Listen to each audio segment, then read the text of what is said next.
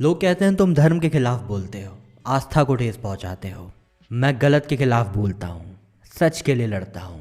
धर्म और आस्था बस रास्ते के बीच में आ जाते हैं। कोलैटरल डैमेज आजकल देश में देश प्रेमियों को देशद्रोही, एंटी नेशनल कहा जाता है। वैसा ही कुछ रिएक्शन मेरे कंटेंट पर भी आता है और प्रोबेबली इस वीडियो पर भी आएगा। मुझे पता है इस वीडियो पर भी गालियाँ आएंगी, मगर ये देश मेरा है, यहाँ के लोग मेरे हैं, तो करेंगे इनके लिए, बर्बादी की हद तक करेंगे।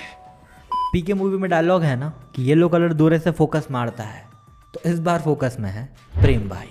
ये मेरी हिट लिस्ट में थे नहीं, मैंने सोचा बीमार हैं, छोड़ो, जाने दो, मत बोलो, मगर फिर मुझे इनकी कुछ वीडियोस दिखी। नास्तिक कौन है जो प्रभु के अस्तित्व को नहीं मानता? हम नहीं मानते भगवान को, कोई भगवान नहीं।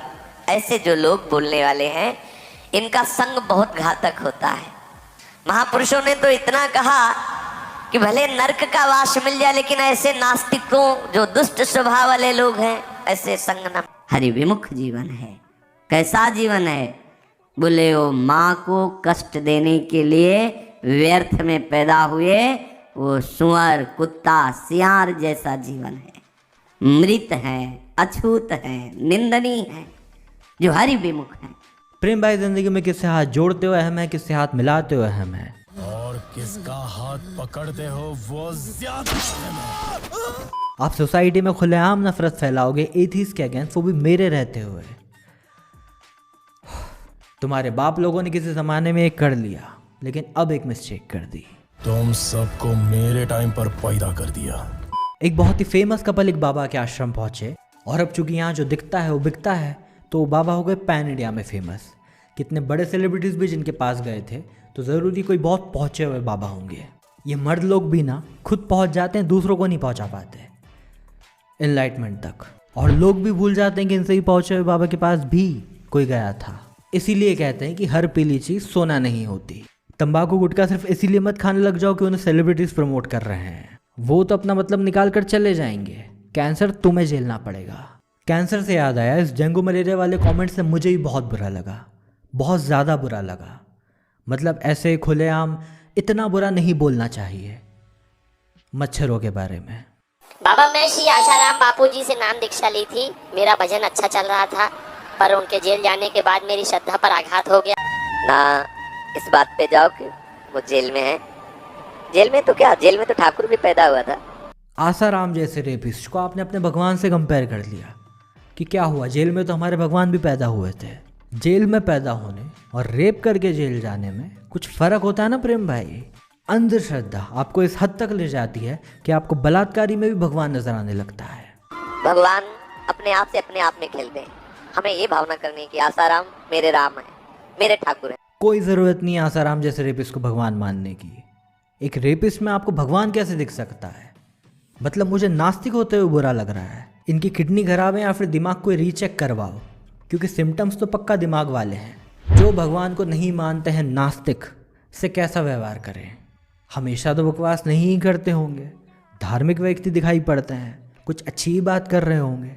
चलो देखते हैं। नास्तिकता की बात करें, बिल्कुल उसका संग कभी न करना, मान लेना, नहीं तो बहुत जल्दी बुद्धि खराब हो जाती है। शहीद भगत सिंह भी नास्तिक थे। भगत सिंह की संगति में किसी की बुद्धि कैसे खराब हो सकती है? हाँ, प्रेम भाई की संगति में बुद्धि खराब हो सकती है, इन आसाराम में जो भगवान नजर आते हैं। प्रेम भाई पूरे हिंदुस्तान को एथीस्ट से दूर रहने के लिए कह रहे हैं। शायद प्रेम भाई ने हमारे इंडियन एथीस्ट के दोनों पार्ट देखे नहीं हैं। पूरा इंडिया,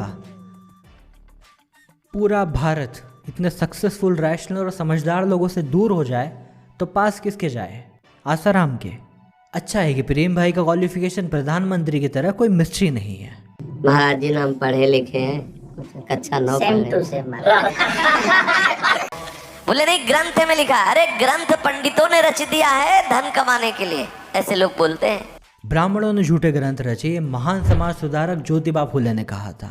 और ज्योतिबा फुले वो हैं जिन्हें देश के प्रधानमंत्री, वो चाहे कोई भी हो, हर साल उनकी जयंती पर उन्हें नमन करते हैं। भगवान को ना मानने वाले ध्यान से सुने। हो सकता है प्रेम भाई पिछली बार गुस्से में हो, एक और बार सुन लेते हैं। धार्मिक व्यक्ति दिखाई पड़ते हैं, कुछ अच्छी बात ही कर रहे होंगे। क्या कर सकते हैं भगवान? जो तुम सोच ले सकते हो वो कर सकते हैं। किडनी ठीक कर सकते हैं क्या? नहीं, मतलब मैं बस पूछ रहा हूँ कि अगर वो ठीक कर पाते तो आप मेडिकल साइंस का सहारा नहीं लेते किडनी चलाने के लिए। देखो मैं पर्सनल नहीं हो रहा हूँ, लेकिन प्रेम भाई अपनी हर दूसरी वीडियो में वेलकम के बल्लू की तरह खुद ही अपनी किडनी के बारे में बताना शुरू कर देते हैं। मेरी एक टांग नकली है, मैं हॉकी का बहुत बड़ा खिलाड़ी था। एक ये जो सोचते हो क्या जरूरत भजन की है, ये जरूरत है बिना भजन के डरो। आस्था में धमकी कहाँ से आई कि डरो, भजन करो वरना वो ऊपर वाला तुम्हारे साथ कुछ बुरा कर देगा। भगवान है इसका प्रमाण सदगुरु रूपी माँ से मिलता है। ये आसाराम को भगवान बोलने वाली दाढ़ी वाली माँ हमको नहीं चाहिए, उधर ही रखो। प्रेम भाई तुम्हें धरती पर आया भी करीब 60-70 साल ही हुए हैं और ब्रह्मांड को अस्तित्व में आए करीब 14 अरब साल हो चुके हैं। ब्रह्मांड का 0.1% भी एक्सप्लोर नहीं किया अभी हमने। फिर भी इतनी ऑडेसिटी कि 9 मिलियन स्पीशीज़ में से जो एक स्पीशीज़ है हम, वो गॉड हमारे जैसा दिखता है और हमको उसका जेंडर भी पता है कि वो मेल है, क्योंकि फीमेल्स को तो हम किचन में खाना बनाने लायक ही समझते हैं। तो ऑफ कोर्स ब्रह्मांड किसी मेल ने बनाया होगा। जब कृति है प्रकृति तो कोई रचनाकार है ना, पुत्र है तो उसका बाप है ना। इमेजिन तुम एक जंगल से गुजर रहे हो और तुम्हें वहाँ एक बड़ी सी मशीन दिखती है। तुम सोचते हो कि ये मशीन यहाँ कैसे आई, यहाँ इसे कौन लाया, इसका मालिक कौन है और इस मशीन का पर्पस क्या है। अब मज़े की बात यह है कि इस मशीन के दिखने मिलने तक तुम करोड़ों घास के पत्तों, लाखों पेड़ों और हज़ारों जीव जंतुओं को क्रॉस करके आए, मगर तुमने एक बार भी रुक कर ये नहीं सोचा कि ये घास का पत्ता यहाँ कैसे आया, इसका मालिक कौन है, इसे बनाया किसने है, इसका पर्पस क्या है। मॉरल ऑफ द स्टोरी ये है कि इसका कोई क्रिएटर होगा। इस तरह के थॉट्स आपको इंसानों द्वारा बनाई गई चीज़ों के बारे में ज़्यादा आते हैं, क्योंकि आप मान कर चलते हो कि प्रकृति में तो सब कुछ पहले से मौजूद है। अब प्रेम भाई के लॉजिक पर वापस आते हैं कि ये सब है तो उसको किसी ने बनाया ही होगा। कोई भी चीज़ अपने आप एग्जिस्टेंस में थोड़ी आ सकती है। ओके ठीक है, मान लिया, मगर ये सब जिसने बनाया मतलब गॉड, उसको किसने बनाया? क्योंकि कोई भी चीज़ अपने आप एग्जिस्टेंस में थोड़ी आ सकती है। और फिर अगर इस गॉड को भी किसी ने बनाया तो ये रियल गॉड कैसे हुआ? रियल गॉड तो वो हुआ जिसने इस गॉड को बनाया। और फिर लॉजिक यहाँ भी क्यों रुके? उस रियल गॉड को भी तो किसी ने बनाया होगा, क्योंकि कोई भी चीज़ अपने आप एग्जिस्टेंस पे थोड़ी आ सकती है। जिस रास्ते आप जा रहे हैं उसे problem of the creator of God कहते हैं। कभी 1-on-1 बहस हुई तो प्रेम भाई इतना दूर नहीं जाएंगे। वो कहेंगे ब्रह्मांड पहले से प्रेजेंट नहीं हो सकता, इसलिए गॉड ने ब्रह्मांड को बनाया है और गॉड पहले से प्रेजेंट है। मतलब खुद को ही कॉन्ट्राडिक्ट करते हुए मान रहे हैं कि कोई चीज़ पहले से प्रेजेंट हो सकती है। बस यूनिवर्स पहले से प्रेजेंट है मानने की जगह गॉड पहले से प्रेजेंट है ये मान रहे हैं। ए से बी पर जा रहे हैं। ये ए से बी पर क्यों जाते हैं तरह तरह के धर्म? क्योंकि ए मतलब यूनिवर्स तो सबको पता है, कितना ही झूठ बोल लोगे लोगों के आगे, इसमें मासेस को मैनिपुलेट करने का स्कोप बहुत कम है। मगर बी मतलब गॉड के बारे में आप मनचाहे किससे कहानियाँ गढ़ सकते हो। स्वर्ग नर्क, जन्नत जहन्नुम, पुनर्जन्म, आत्मा, भूत प्रेत, मोक्ष वगैरह वगैरह। बी मतलब गॉड का रॉन्ग नंबर लगा लगा कर लोगों को आसानी से बेवकूफ़ बनाया जा सकता है। किसी महापुरुष ने इसी पर कहा था, religion is the opium of the masses. ये सूर्य को कौन प्रकाशित कर रहा है? सूर्य को उसके अंदर का फ्यूल प्रकाशित कर रहा है, जो करीब 5 बिलियन साल बाद ख़त्म हो जाएगा। मगर आप फिक्र मत कीजिए, तब तक अगर हम इंसान बचे रहे तो कोई ना कोई हैबिटेबल प्लैनेट गोल्डीलॉक जोन वाला हम ढूंढ ही लेंगे। और अगर नहीं भी मिलता है तो इसे ईश्वर की मर्जी मानने की जगह किसी प्लैनेट को हैबिटेबल बना लेंगे साइंस के ज़रिए। नहीं, हम तो साइंस को वैल्यू नहीं करते, हम तो साइंस को नहीं मानते। The good thing about science is that it's true whether not you believe in it. चंद्र को कौन प्रकाशित कर रहा है? चांद को कोई भगवान प्रकाशित नहीं कर रहा है, वो सन की रिफ्लेक्टेड लाइट है। 9th क्लास भी ठीक से पढ़ी होती तो आपको पता होता। ये पृथ्वी जल में नहीं डूब रही है, पत्ते की तरह, नाव की तरह उतरा रही है, जल ही जल है नीचे, सब जल ही जल। धरती पानी पर नहीं तैर रही है, धरती के नीचे जल ही जल नहीं है। पानी अर्थ के अपर मोस्ट लेयर क्रस्ट पर है, उससे मोटी 2 और लेयर है, मेंटल और कोर। जानकारी नहीं है आंड की और बातें करेंगे ब्रह्मांड की। लेकिन अंदर जो जीव है वो बहुत पुराना है, उससे कौन कौन से कर्म हुए हैं, उसका परिणाम इस नवीन शरीर को भोगना पड़ रहा है। किसी भी धर्म के ठेकेदार से जब पूछा जाता है कि हम तो इतनी भक्ति करते हैं, इतनी इबादत करते हैं, उसके बाद भी हम तकलीफ में क्यों हैं, तो उनके पास कोई जवाब नहीं होता। चमत्कार से उनका खुद का चश्मा नहीं उतर पा रहा, उनकी खुद की किडनी ठीक नहीं हो पा रही, तो वो आपको क्या जवाब देंगे? तो वो बात को घुमा देते हैं। जिन रिलीजन में पुराने हिसाब चुकाने जैसा कोई कॉन्सेप्ट होता है, वहाँ ये कह दिया जाता है कि आपने पिछले जन्म में कुछ पाप किए होंगे, जिसका भुगतान अभी हो रहा है। मगर इस जवाब में प्रॉब्लम यह है कि अगर कहीं मर्डर हो जाए, कहीं रेप हो जाए, तो क्या तब भी आप यही एक्सप्लेनेशन देंगे कि ये मर्डर और रेप इनके पापों की वजह से हुआ है? और अगर उनके पापों की वजह से हुआ है तो जिसने किया है हम उसको सज़ा क्यों दे रहे हैं? क्योंकि ये बुरा होना तो इनकी किस्मत में लिखा हुआ था। पुनर्जन्म, पाप पुण्य, इनका लेखा जोखा, और कोई है जो इन सब का हिसाब रख रहा है। ये सब बकैती पर चल रहा है, किसी के पास कोई प्रूफ और एविडेंस नहीं है। कपोल कल्पना पर चल रहा है सारा ड्रामा। और आस्था में जो लोग अपने वल्नरेबल फेज से गुजर रहे होते हैं, किसी प्रॉब्लम में होते हैं, वो इसे मान भी लेते हैं कि धार्मिक आदमी दिखाई पड़ रहा है, कुछ बोल रहा है तो सही ही बोल रहा होगा।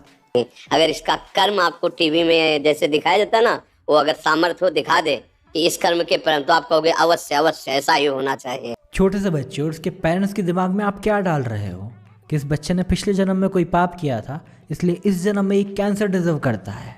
वो बच्चा अपने बारे में क्या सोचेगा? या फिर जब किसी और के साथ बुरा होता देखेगा तब क्या सोचेगा कि इस इंसान ने भी पास में कुछ पाप किए होंगे, इसलिए ये बुरा ही डिजर्व करता है। क्यों लोगों के दिमाग में जहर घोला जा रहा है? और इन बातों में रत्ती भर भी सच्चाई हो तो भी समझ में आता है कि चलो कड़वी बातें हैं मगर सच हैं। कड़वी तो है ही और सच भी नहीं है। रिसेंटली इंग्लैंड के साइंटिस्ट ने वर्ल्ड का फर्स्ट 7 मिनट एंटी कैंसर जैब बनाया। ये उपलब्धि भारत भी हासिल कर सकता था क्योंकि यहाँ पोटेंशियल है, मगर उस पोटेंशियल में, उस जवान पीढ़ी में ऐसे बाबा लोग जंग लगाए बैठे हैं कि कोई बीमारी हुई है तो उसे पिछले जन्मों का पाप समझकर एक्सेप्ट कर लो, उसे समझो मत, जानो मत, ठीक मत करो। क्यों? क्योंकि हम तुमसे ये कह रहे हैं। और हम कौन है? धर्म के ठेकेदार, भगवान की लुगाई। ये शोर के माइक से शोर करने वाले कुछ बढ़ते ही जा रहे हैं।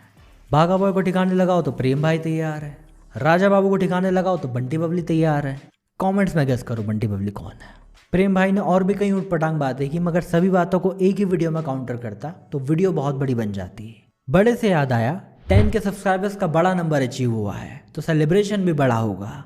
मैं एक 10 के स्पेशल लाइव स्ट्रीम करूंगा जिसकी डिटेल्स आपको चैनल के कम्युनिटी टैब और हमारे डिस्कॉर्ड सर्वर पर मिल जाएगी। डिस्कॉर्ड सर्वर का मेंबर बनने के लिए जॉइनिंग लिंक पर क्लिक करो और इस चैनल का मेंबर बनने के लिए ज्वाइन बटन पर। एथीस्ट कम्युनिटी को यूट्यूब पर ग्रो होता देख बहुत सारे लोगों की जली पड़ी है। उनमें से कुछ एलिगेशंस लगा रहे हैं कि लोगों से क्रिटिसाइज करके आगे बढ़ा है।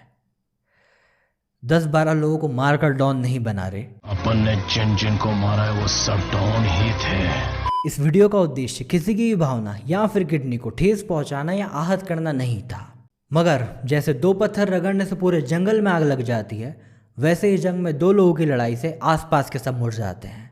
क्या बोलते हैं उसे? Collateral damage.